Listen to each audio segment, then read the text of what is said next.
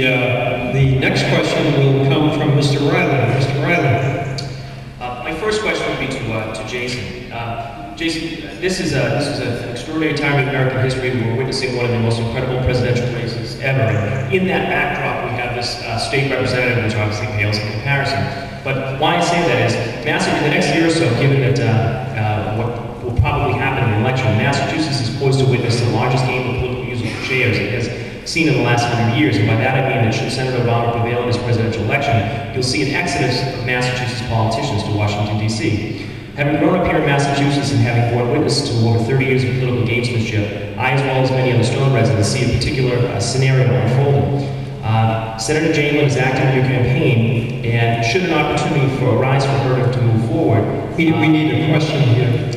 as the people in Stonewall know, the Winchester Senate seat does not include Stone. Therefore, I'd ask you, would you inform the Stone people that if offered, you would not run for or campaign for the Senator Jamelin seat? And if not, please tell the voters of Stone what incentive you have, if any, to work on their particular issues. Mr. Lewis. I've absolutely no plans to run for anything beyond the state representative seat that I'm currently seeking. This is a very important responsibility that I take very seriously to advocate and do everything I can to help the communities of Stoneham and Winchester. I have absolutely no knowledge, maybe you know something that I don't know about Senator Jalen's plans, but she's been our state senator for a relatively short period of time, I think maybe 3-4 years, and there's no plans to do anything else, and I certainly have no plans to seek any office beyond the state representative that I'm running for now. My focus of this campaign from day one, when I launched it last fall, is that our communities face some significant challenges, and we've talked about a number of them during this debate.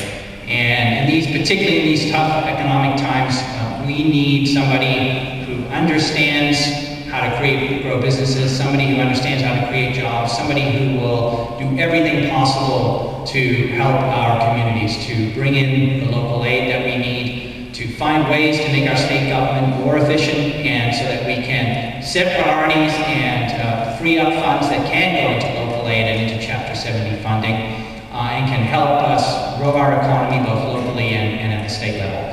That's what I'm running to do. That's been my focus from day one of this campaign. That's why the campaign is resonating with so many residents in Stoneham and Winchester and so many of our elected officials and community leaders. That's what I'm going to be staying focused on. Thank you, Mr. Potter. 1 minute if you choose. I'll just make the comment. The reason I am running is that I got very frustrated over what's happening in the State House. Okay? And what happens in the State House affects what happens here in Stoneham and Winchester. So I'm not interested in Senator Jalen's or what happens to Mr. Lewis's career. I just want to see Senator Southern Macy lead the Senate and less money going down to Massachusetts. Thank you very much. Thank you. Mr. Riley, you have a follow-up? I'm just going to ask my question again. Mr. Lewis, will you give your word to the people of Stoneham, and not about plans or anything like that, will you give your word that you will not run for Senator Jalen's seat should it become available? I answered your question. I said I have no plans beyond running for the state representative seat to represent Stoneham and Winchester.